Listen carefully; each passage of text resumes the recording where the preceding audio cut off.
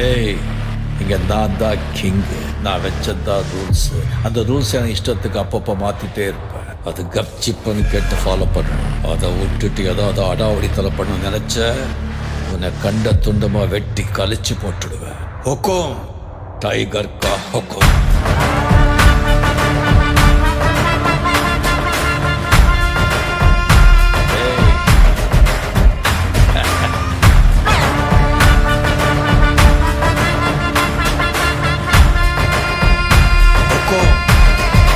Tiger கா ஹொக்கும்.